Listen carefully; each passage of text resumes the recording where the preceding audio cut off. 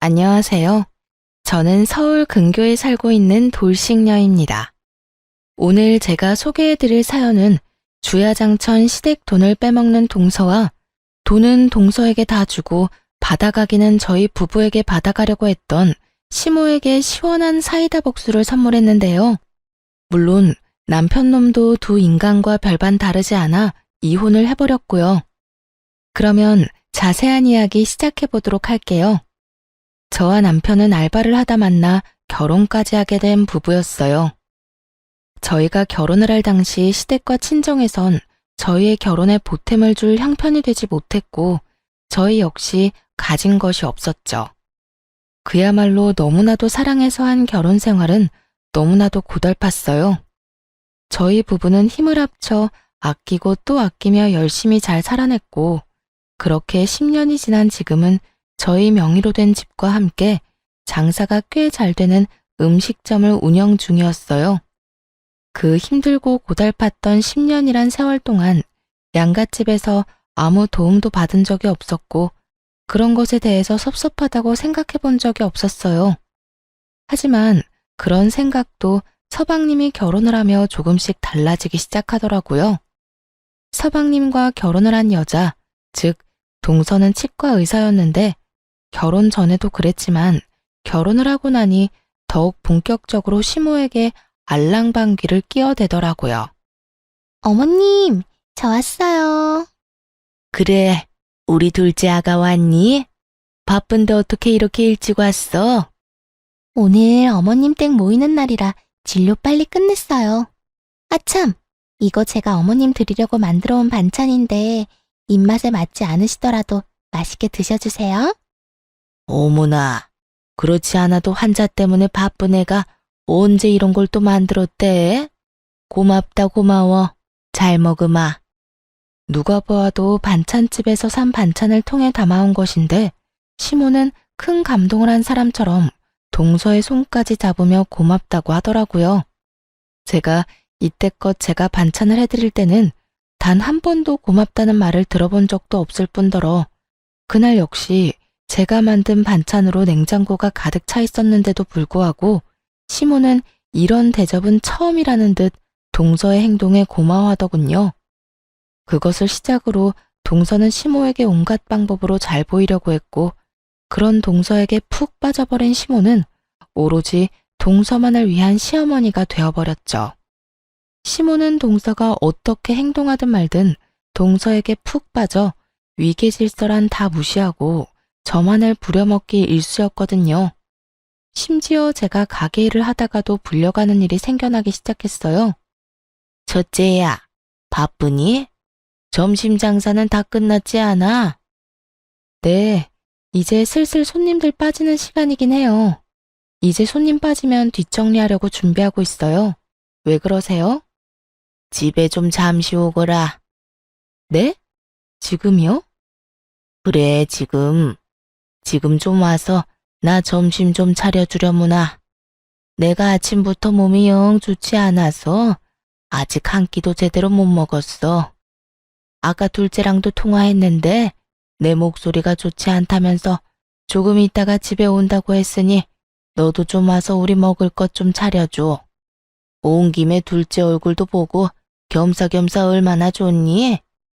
겸사겸사 누구에게 좋은지 모르겠지만 시모는 무슨 일만 생기면 겸사겸사 다 좋다며 저를 시댁으로 불러댔고 저는 하는 수 없이 시댁에 가곤 했죠. 다른 것도 아니라 매번 몸이 아프다는데 안 간다고 딱 자르기도 곤란하기도 했으니까요. 다정한 시모는 아니었지만 그렇다고 해서 이런 식으로 일하는 사람을 왔다 갔다 하게 만드는 사람은 아니었는데 동서와 가까워진 시모는 저를 거의 종부리듯 부려먹기 시작하더라고요. 사실 남편은 저희가 힘든 시절에도 효자이기로는 둘째가라면 서러운 사람이었거든요. 그렇기에 이런 시모의 행동에도 아무 말이 없었고 저 역시 남편에게 말해봤자 입 아플 것이 뻔해 굳이 왈가왈부하지 않았었는데요. 하지만 이렇게 잘 참아내던 저도 폭발하고야 마는 일이 일어났어요. 그날은 시모의 생신이었어요. 급하게 수술 스케줄이 잡혔다는 동서는 상차림 준비에 쏙 빠져버리고 혼자 독박으로 생신상을 준비하고 있었어요. 동서가 시집 오기 전부터 혼자 하던 일이라 별 생각 없이 평소 하던 대로 음식을 준비하고 있었죠. 그렇게 하나둘씩 마무리하고 있었고 마지막으로 튀김을 하려는데 식용유가 뚝 떨어졌더라고요. 심부름 시킬 사람도 없고 이미 너무 지친 터라 그냥 하지 않을까 싶었지만 시무와 남편이 튀김을 워낙 좋아해 빼기가 그렇다고요. 하는 수 없이 전 식용유를 사러 잠시 나가게 되었고 식용유를 사고 집으로 돌아오는 길에 아파트 앞에 주차된 차에서 내리는 동서를 보게 되었어요. 동서는 누군가와 통화 중이었는데 그 내용이 정말 헛웃음이 나게 가관이더라고요. 나? 오늘 어머님 생신이라니까. 매년 오는 생신 뭐가 그렇게 중요하다고 이 야단법석인지 모르겠어. 형님은 꼼짝없이 지금 음식 준비하고 있을 거고 난 수술 있다고 거짓말하고 지금 왔어.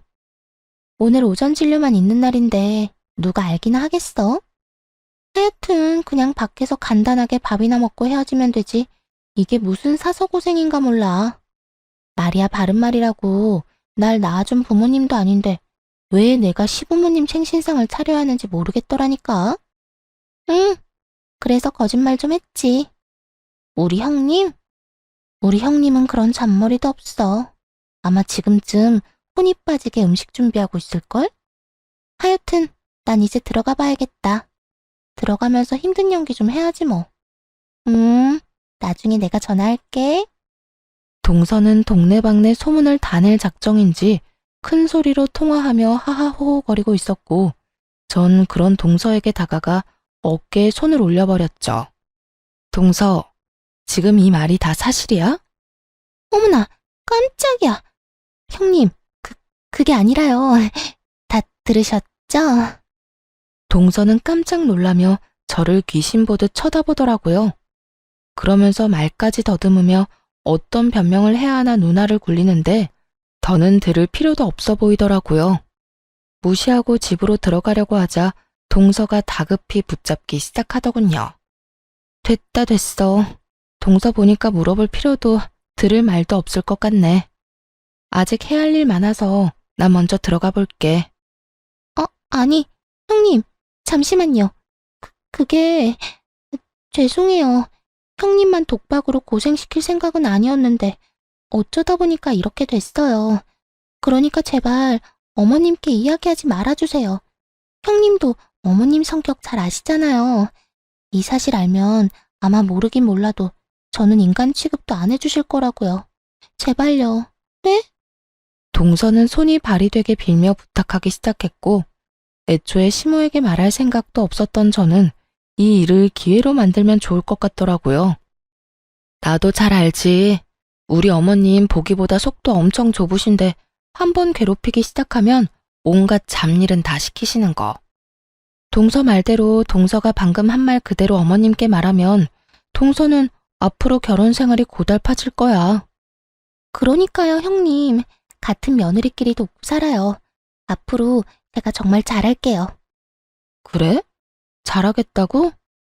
그래, 그러면 앞으로 동서가 얼마나 잘하는지 한번 지켜보고 어떻게 할지 결정할게. 앞으로 잘 부탁해, 동서. 그날 동서는 제 입이 무섭긴 무서웠는지 남은 음식부터 시작해서 뒷정리까지 혼자 다 하더라고요. 도우려는 저를 한사코 말리면서까지 말이죠. 그렇게 한동안 동서는 제 비위를 맞추는가 싶더니 얼마 지나지 않아 다시 본연의 모습으로 돌아갔고 다 지나간 일 이제 와서 다 밝혀봤자 뭐하나 싶어 저도 그냥 없는 일로 생각하며 넘어가게 되었습니다.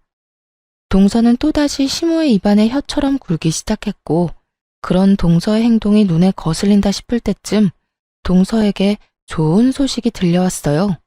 그건 바로 동서의 개원 소식이었죠.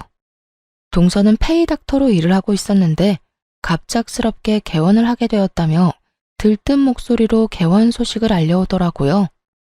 서방님이 결혼할 때 시댁에서 보태준 것이 없던 걸로 알고 있던 터라 이번에도 당연하게 대출을 해서 개원을 한다 싶었는데 그게 아니었더라고요. 개원 자금의 출처를 알게 된 건 동서의 개원 축하 자리가 마련된 날이었어요. 그날은 가족들을 비롯해 동서의 지인들도 꽤 많이 참석한 날이었어요. 한참을 병원을 둘러보던 전 화장실에 가게 되었고, 화장실에서 동서의 지인들이 나누는 대화를 듣게 된 것이었죠. 지수, 정말 시집 하나는 잘 갔다니까. 시댁에서 지금 사는 집 살 때 돈도 보태주고, 이번에 병원 개원도 시댁에서 도와줬다며? 그 덕에 대출 거의 없이 병원 개원한다고 입이 귀에 걸렸더라. 그러니까 개원하는데 한두 푼 드는 것도 아닌데 시어머니를 얼마나 잘 구워 삶았으면 그 큰 돈을 떡하니 내주냔 말이야. 계집애, 시어머니한테 잘 보이려고 가진 애를 쓰더니 결국 병원을 받아내는구나. 그러니까 지수가 어른들하고 잘하고 그런 캐릭터가 아닌데 시어머니한테 잘한다 싶었더니 다 계획이 있었던 거야. 이런 점은 우리가 배워야 한다니까. 이랬든 저랬든 떡하니 병원 개원하는 것 좀 봐. 정말 기가 막히더라고요. 저희가 그렇게 힘든 세월을 견뎌낼 때도 저희에게 돈 100원 한 번 준 적 없던 시모였는데 적어도 몇 억이 되는 돈을 턱하니 내놓았다고 하니 속이 쓰릴 수밖에 없더라고요. 물론 자기 돈이니 어떻게 쓰든 그건 시모 마음이겠죠. 하지만 집안의 온갖 행사와 잡일은 장남인 남편과 맏며느리인 저한테 시킬 땐 언제고, 막상 지원은 차남인 서방님과 놀고 먹는 동서에게 다 해주고 있었다니 진심으로 섭섭하더라고요. 모든 사실을 알게 된 저는 개원 축하 자리도 잊은 채 서둘러 돌아와 버렸고, 저녁이 되어서야 집으로 돌아온 남편은 갑자기 사라진 저에게 화를 내기 시작하더군요. 당신 갑자기 사라져서 어딜 갔나 했더니 집에 와 있었어? 이게 뭐 하는 짓이야? 다들 당신 얼마나 찾았는지 알아? 찾기는 무슨. 그렇게 찾았다는 사람들이 전화 한 통이 없더라. 그나저나 당신 알고 있었어? 서방님 신혼집 구할 때도 그렇고 이번에 동선에 병원 개원할 때도 돈 줬다고 하더라. 개원은 거의 어머님 돈으로 한 거라고 하던데, 제 말을 들으면 깜짝 놀랄 것이라고 생각했는데 제 예상과는 달리 남편의 반응은 평온 그 자체였어요. 전 직감적으로 남편이 이미 모든 사실을 알고 있음을 눈치챘어요. 그래? 그런데 당신은 그걸 어떻게 알았어? 나야 어쩌다 보니. 그런데 당신 반응 보니까 당신도 알고 있었던 눈치다. 언제부터 알고 있었던 거야? 왜 나한텐 말 안 했어? 저의 닭달의 남편은 태연한 얼굴로 저를 쳐다보지도 않고 이렇게 말을 하더군요. 중요한 문제도 아니고 해서 말한다는 걸 잊었어. 굳이 말할 필요도 없는 문제라고 생각했고. 남편의 말을 듣는데 섭섭함이 가득 차오르더라고요. 저희가 가게를 열 당시 아무리 끌어다 모아도 돈이 조금 부족해 시모에게 조금만 도와달라며 부탁을 드린 적이 있었는데 단칼에 그런 돈은 절대 없다며 난색을 보이던 시모의 얼굴이 떠오르며 그 섭섭함은 곱절이 돼버렸어요. 이게 무슨 경우야? 당신은 안 섭섭해? 나만 섭섭한 거야? 시댁에서 일어나는 크고 작은 일은 나랑 당신이 다 하는데 돈은 서방님하고 동서가 다 받아간다고? 이 사실이 나만 섭섭한 거야? 당신은 기억도 안 나? 우리 가게 열 때 돈 몇백 없어서 어머님한테 빌려달라고 했는데 단칼에 거절당한 거. 심지어 그냥 달라는 것도 아니고 바로 갚아드린다고도 했었고, 그 전에는 어머님께 용돈을 드리면 드렸지 도와달라고 단 한 번도 말씀드린 적도 없었어. 그런 우리한테는 고민도 없이 없다고 했던 분이 어머님이라고. 섭섭할 게 뭐가 있어. 엄마 돈을 엄마가 어디에 쓰든 그건 엄마 마음인데. 당신이야말로 지금 이상한 거 알아? 왜 이렇게 흥분을 한 거야? 당신 혹시 우리 집 돈이라도 노리고 이때껏 맏며느리 노릇한 거야? 왜 이렇게 흥분을 했냐고? 지나가는 사람 붙잡고 물어봐. 내가 흥분 안 하게 생겼나?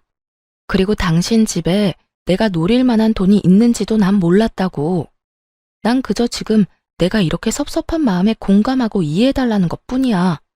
그런데 당신은 그 쉬운 거 하나 못 해주고 그저 날 이상한 사람으로 몰아가잖아. 사람인지라 일은 일대로 하고 시집살이는 시집살이대로 당했는데 도움은 애먼 사람이 다 받았다고 생각하니 심사가 뒤틀리긴 하더라고요. 거기에다 저희가 정말 힘들어 몇백만 원이 필요할 땐 남일 보듯 나몰라라 하던 시모가 동서내외한테는 집 마련하는 것도 도와주고 개원까지 해줬다니 피가 거꾸로 솟는 느낌이었죠. 그래서 예전에는 우릴 도와줄 그 큰 돈이 없었을 수도 있다며 애써 생각을 삼켰죠. 그리고 돈이 갑자기 하늘에서 뚝 떨어져 동선에는 도와줬을 수도 있다며 마음을 달랬지만 남편이 저런 식으로 나오는 건 어떤 식으로 달래봐도 달래지지가 않더라고요. 제가 막말로 시모에게 가서 돈을 받아오라는 것도 아니고 그저 이 속상함과 섭섭함을 공감해달라는 것뿐인데 시댁 일엔 그릇 하나 깨졌대도 큰일 났다며 난리를 부리는 사람이 정작 이런 일엔 제 감정 하나 공감해주지 못하니 정말 화가 다 나더라고요. 저는 여전히 씩씩거리며 남편에게 따져 물었고 남편은 여전히 그런 제가 전혀 이해되지 않는다는 듯 저를 그저 돈만 밝히는 속물로 몰아가더군요. 공감, 이해, 그런 게 뭐라고 이 난리를 부리는지 모르겠네. 당신은 아직 그런 감정이 중요해? 난 사는 게 워낙 힘들어서 그런 감정도 다 무뎌지고 없다 없어. 어찌 되었든 엄마가 우리한테 금전적으로 도움 달라고 하지 않는 것만 해도 다행이라고 생각하고 살아. 재수씨 개원해서 잘 되면 엄마한테도 잘할 거고 그러면 우리한테도 좋은 거 아니야? 다 좋은 게 좋은 거다 생각하란 말이야. 공감, 이해를 모른다는 사람이 시댁에 무슨 일만 일어나면 전쟁이라도 일어난 것처럼 그렇게 호들갑을 떨어? 당신 진짜 이중자 때 대박이다. 당신이랑 나랑 결혼 생활만 10년인데 난 당신이 이런 사람인 줄 오늘 처음 알았네? 남편은 제 말에 아무런 대꾸도 없이 하던 일을 해버렸고 전 10년 만에 처음으로 남편이 낯설게 느껴지며 거리감이라는 것이 생기더라고요. 거기에다 지난 10년의 세월 동안 내가 누굴 믿고 그 힘든 세월을 이겨냈나 하는 회의감마저 들더라고요. 그렇게 단순히 시모에 대한 섭섭함에서 시작된 작은 일은 남편이 오로지 시모만을 생각하고 위한다는 것을 알게 된 계기가 되었죠. 저와 남편의 사이가 이렇게 서먹해지는 사이 동서의 치과는 개원하기가 무섭게 자리를 잡고 있었어요. 동서는 막대한 광고비를 들여 치과를 홍보하기 시작했고 거기에다 실력이 뛰어난 페이닥터를 영입했다는 이야기도 들려오더라고요. 씁쓸하긴 했지만 쫄딱 망하는 것보단 여러모로 다행인 일이니 좋은 마음으로 동서의 앞날을 응원하며 저 역시 제 가게에 힘쓰고 있었어요. 늘 그러했듯 남 도움을 바라지 않고 스스로 잘 살아내보자 다시 한번 의지를 불태웠던 것이었죠. 그런데 이쯤부터 돈이 계속 빈다는 느낌이 있더라고요. 가게를 운영하다 보면 돈이 딱 맞아떨어지는 달이 적긴 하지만 그 차이액이 크진 않았는데 이쯤부턴 꽤 큰 금액이 빈다는 느낌이 있었어요. 돈 관리는 저보다 훨씬 꼼꼼하고 계산이 바른 남편이 하고 있었던 터라 저는 대충 계산을 했는데도 크게 빈다는 느낌이 들었고 전 정기 휴무를 기다렸다가 본격적으로 계산을 해보게 되었죠. 아니나 다를까 제 느낌대로 몇 달째 돈이 비고 있었고 전 돈 관리를 하던 남편에게 이게 무슨 일인지 물어보았어요. 여보, 이게 뭐야? 몇 달째 왜 이 큰 금액이 비는 거야? 크게 차이나도 50만 원 넘긴 적이 몇 번 없었는데 이건 너무 많이 비는데? 당신도 알고 있었어? 생각보다 많이 비는 금액에 깜짝 놀라 남편에게 묻고 있는데 남편은 그런 저와는 상반되게 아주 태연한 모습으로 이렇게 말하더군요. 그거? 우리 집에 좀 줬어. 나도 알고 있으니까 당신은 신경 쓰지 마. 순간적으로 너무 어이가 없어 말도 나오지 않더라고요. 남편 혼자 번 돈도 아니고 함께 발바닥에 땀이 나게 노력해서 번 돈을 저에게 한마디 상의도 없이 그것도 몇 달째 주고 있다니요. 심지어 남편의 말투로 미루어 볼 때 단발적으로 끝내는 것이 아닌 앞으로 계속 이 큰 금액을 주겠다는 말로 들리더군요. 뭐? 어머님을 드렸다고? 왜? 아니, 이유 불문하고 이런 일은 나한테 상의는 했어야지. 이렇게 큰 금액을 계속 주고 있으면서 왜 나한테 말도 안 한 거야? 어차피 줘야 할 돈 당신한테 말해봤자 이렇게 난리밖에 더 피워? 난리를 피우더라도 당연히 상의는 했어야지. 도대체 당신한테 나는 뭐야? 그저 열심히 일해주는 식당 아줌마야? 그렇지 않고서야 어떻게 나를 이렇게까지 무시를 해? 내가 당신이 이럴까봐 아무 말도 안 한 거야. 부모한테 잘하는 게 이렇게까지 난리를 부릴 일이야? 우리 엄마 집 담보대출까지 받아서 재수씨 도와줬다고 하더라. 그런데 재수씨 병원이 생각보다 어려워서 대출금 갚아줄 여력이 안 된다고 하는데 어쩌겠어? 형편되는 내가 도와드려야지. 남편의 말을 듣고 있는데 정말 어이가 없더라고요. 동서의 병원엔 이미 2달 예약이 다 찼다는 소문이 자자한데 아무것도 모르는 심오한 남편은 동서한테 감쪽같이 속아 M1 피해를 보고 있는 상황이었어요. 동선의 병원이 힘들어? 참나. 그렇게 큰 돈을 내줄 거면 제대로 알아보기나 했어야지. 동선의 병원 지금 예약이 1달 넘게 밀려 있다고. 알지도 못하면서 어머님이나 당신이나 다 속고 있다 이 말이야. 환자가 많다고 다 돈 버는 것도 아니고 이리저리 쓸 일이 많겠지. 설마 재수씨가 돈이 있으면서 엄마를 모른 척하는 거겠어?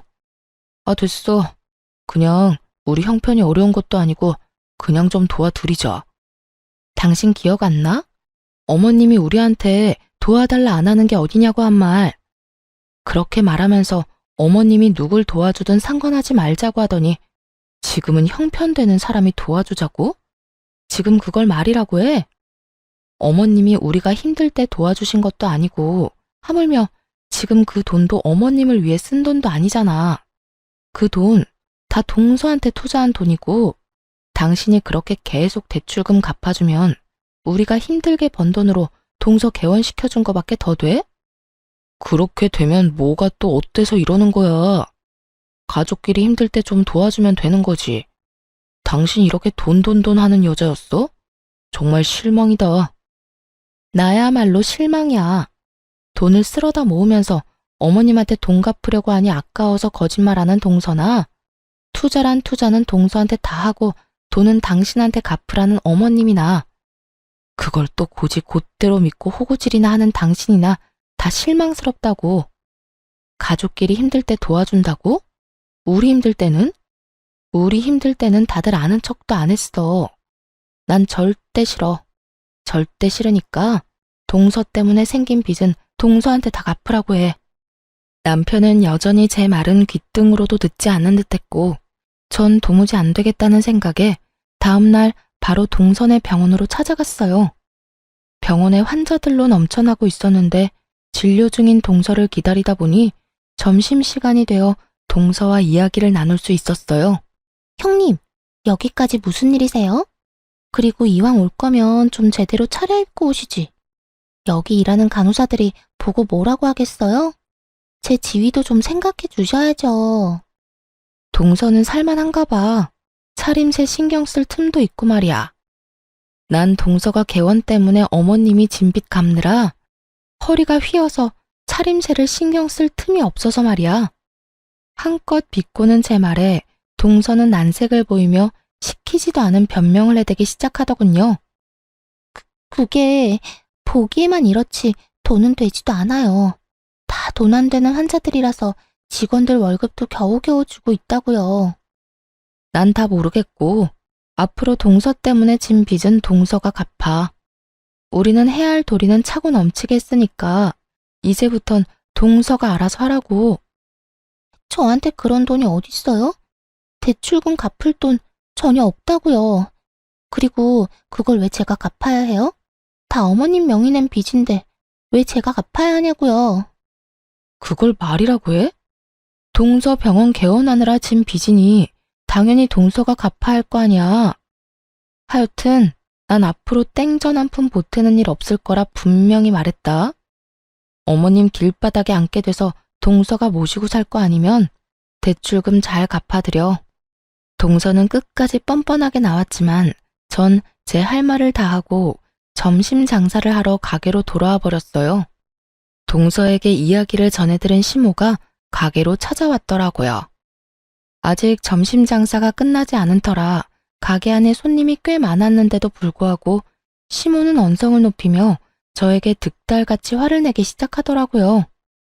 네가 뭔데 그 귀한 병원에 가서 그 난리를 부려댄 게야? 네가 감히 거기에 가도 된다고 생각했다는 것 자체만으로도 넌 생각이 글러먹었다. 그리고 내 아들이 번 돈으로 다른 사람도 아닌 날 돕겠다는데 네가 무슨 상관이야? 네가 뭔데 된다 안 된다 말을 해대고 다니냔 말이야?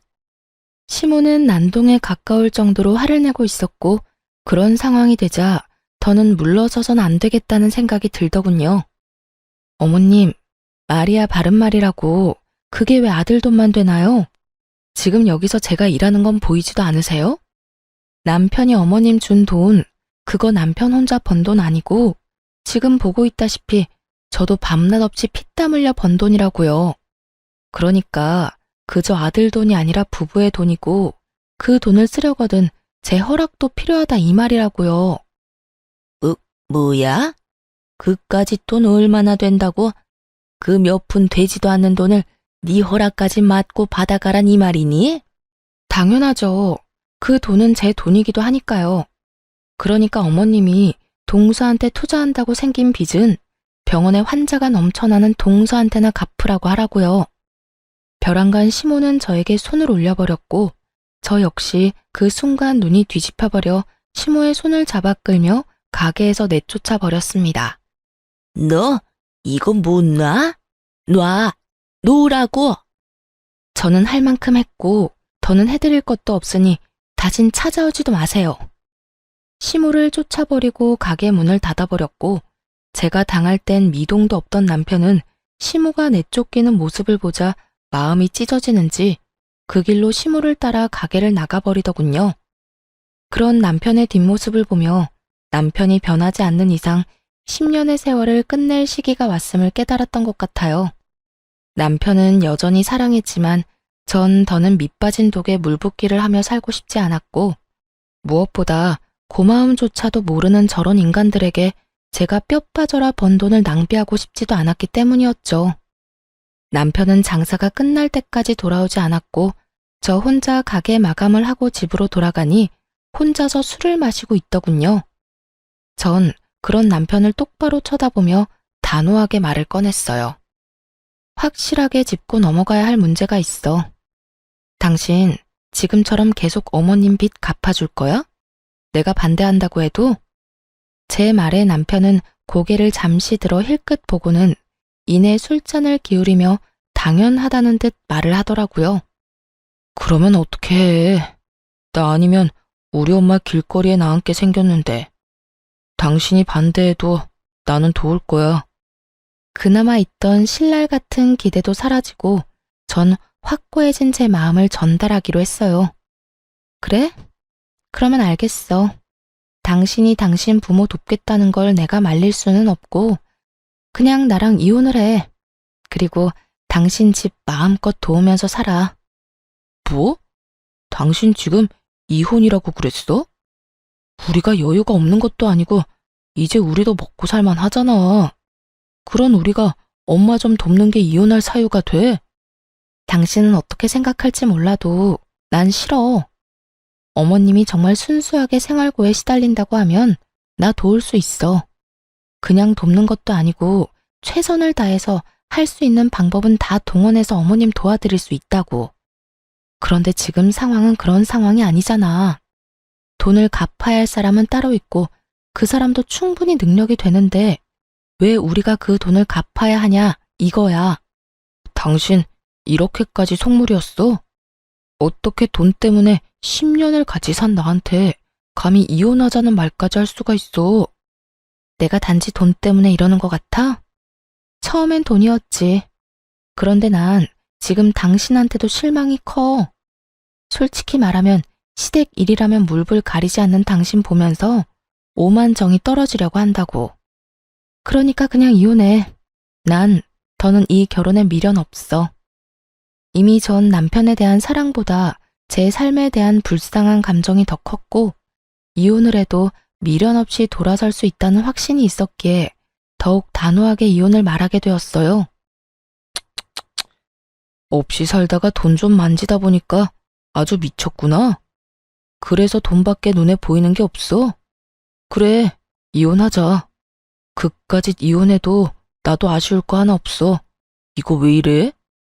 그래, 당신이 그렇게 나오니 소송까지 할 필요는 없을 것 같고 재산 정리해서 정확히 반반으로 나누고 찢어지자.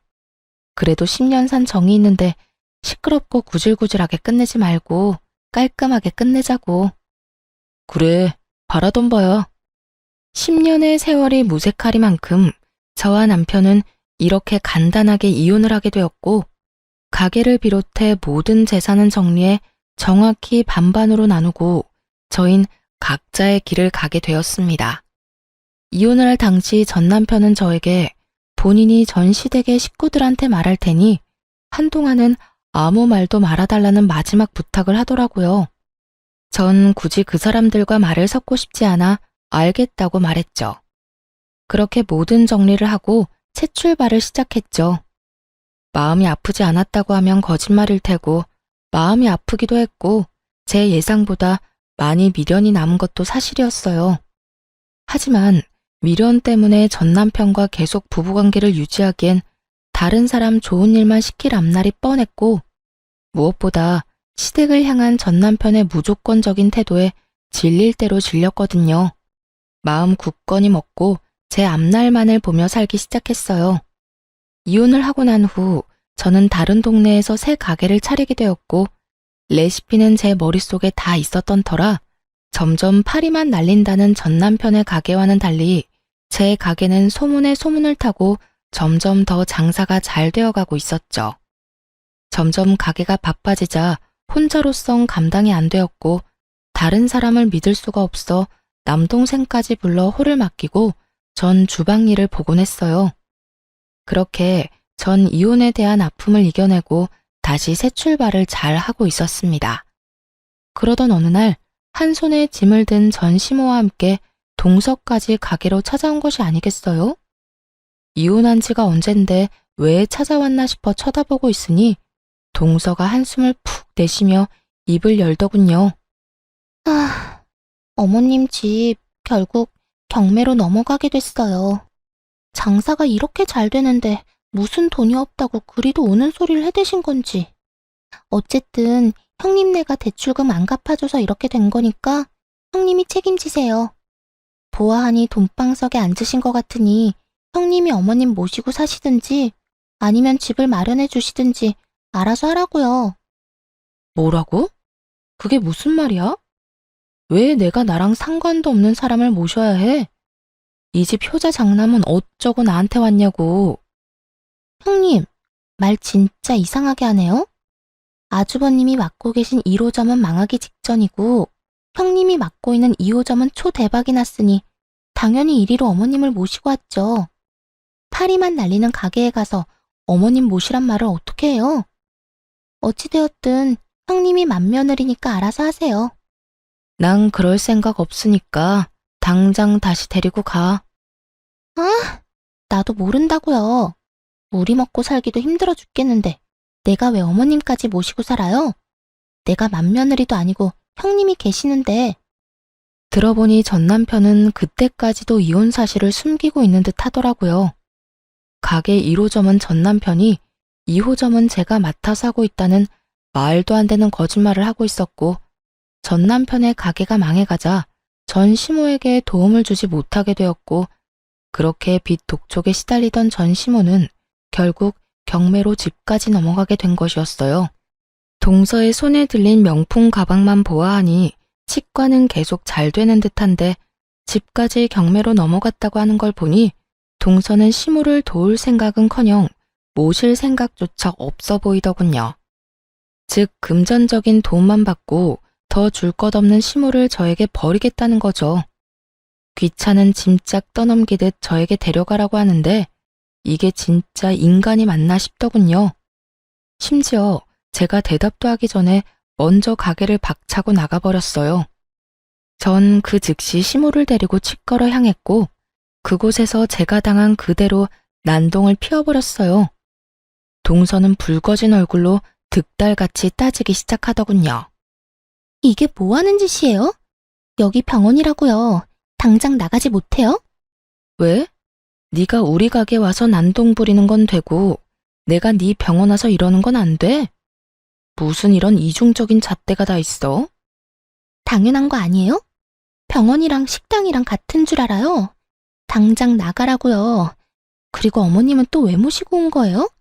당장 어머님 데리고 나가라고요. 그 순간 두 며느리한테 버림받았단 사실 때문에 고달픈 시모가 그 자리에서 주저앉아 땅을 치며 울기 시작하더군요. 자신의 신세를 한탄하면서 말이죠.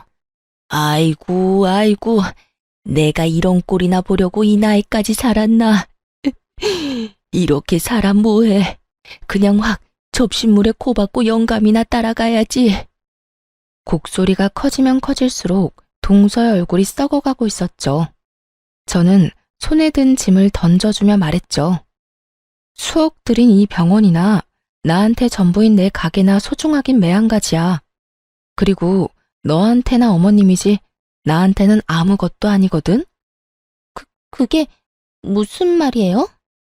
나 이혼한 지 1년이 넘었어. 그런데 왜 내가 맏며느리고 왜 내가 이 아줌마를 모셔야 해? 이제 며느리는 너 하나뿐이고 보아하니 환자도 여전히 많아 돈방석은 네가 앉았을 것 같은데 네가 모셔. 제 말에 전 시모와 동서는 너무 놀라 입도 다물지 못한 채 가만히 있었고 전 병원 가득 앉아있는 환자들을 향해 이렇게 외쳐줬어요. 이 병원도 애초에 여기 있는 네 시어머니 돈으로 개원해놓고 이렇게 환자도 많으면서 돈 없다고 빡빡 우겨대면서 대출금을 안 갚아줘서 집까지 날려먹게 만든 게 말이나 된다고 생각해? 그렇지 않나요, 여러분? 세상에 이렇게 파렴치한 사람이 허울 좋은 치과 의사라고 하니 저도 참 기가 다 차네요. 제 말에 순서를 기다리던 환자들이 일제히 수근거리기 시작했고 동연배의 어르신들은 동서에게 손가락질까지 하며 욕을 하시더군요. 실시간으로 일그러진 얼굴이 참 볼만하더라고요. 당장 그만하고 나가? 조용하고 그냥 나가라고. 그렇지 않아도 가려고 했어. 이거 왜 이래? 나도 바쁜 몸이라고. 내가 혹시나 해서 미리 경고하는데 다시 한번 내 가게로 찾아와서 그런 말도 안 되는 짓거리 또 하면 그땐 나 경찰 부를 거니까 그런 줄 알아. 농담 아니고 진담이니까 잘 새겨 들으라고. 찾아오라고 해도 안 갈 테니 제발 이제 좀 가라고요. 제발 이렇게 부탁할게요. 이거 놔. 간다고 했잖아. 어쨌든 네 어머님은 네가 알아서 하고 앞으로 살면서 마주치지도 말자. 내 말 잘 기억하고 네가 한 말을 지켜. 알겠어? 그렇게 전 가게로 돌아와 버렸고 이젠 정말 끝일 거라 생각했는데 이번엔 다름 아닌 전 남편에게서 연락이 왔더라고요. 여보, 잘 지내? 여보는 무슨? 우리 이혼한 사이인 거 잊었어? 무슨 일로 전화를 다 했어? 그게 당신도 들었나 모르겠는데 내 동생도 결국 이혼했어. 알고 보니 당신 말대로 재수씨가 아주 못쓸 인간이었더라고. 돈은 돈대로 벌고 있으면서 엄마한테 돈 갚기가 싫어서 없는 척하면서 우리 엄마 집까지 경매로 넘어가게 했던 거였어. 그것도 모자라서 당신한테 찾아가기까지 했다면서.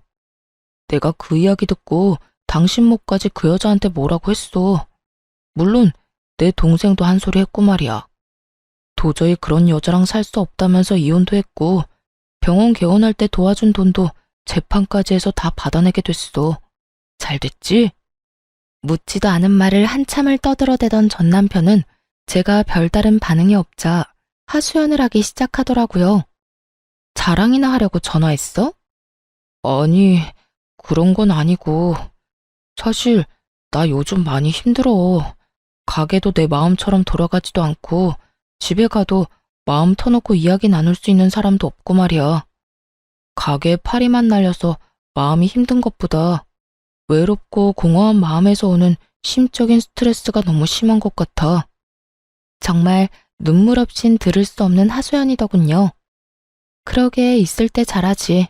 왜 이제 와서 이런 우는 소리를 해대나 이해가 되지 않았어요. 그래서 하고 싶은 말이 뭔데? 당신답지 않게 빙빙 돌리지 말고 용건이나 빨리 하고 전화 끊어. 그게 그래서 하는 말인데 우리 다시 합치면 안 될까? 나 아무래도 당신 없이 사는 건 너무 힘들 것 같아. 당신이 있었기에 이 정도로 살았던 건데 그걸 너무 늦게야 깨달았어. 넌 당신이 뒤에서 밀어주고 앞에서 끌어줘야 하는 사람인데 당신이 그렇게 가버리고 나니까 나란 인간은 아무것도 할 수가 없더라. 내가 그땐 정말 미안했어. 당신이 틀린 말하는 사람도 아닌데 내가 너무 감정적으로 당신을 대했던 것 같아. 만약 당신이 한 번만 더 기회를 준다면 남은 삶은 당신만을 위해서 살게, 응? 기어코 전 남편의 입에선 재결합 이야기가 나오고 있었고 대충 예상을 했던 전 놀랍지도 않더군요. 그저 이렇게까지 뻔뻔한 인간이었다는 사실이 조금 놀라울 뿐이었죠. 당신이 후회한다고 돌아오라고 하면 내가 10년 세월을 생각해서 다시 돌아갈 거라고 생각했어? 난 당신한테 이혼하자고 하는 순간부터 내 인생에서 당신을 지웠어.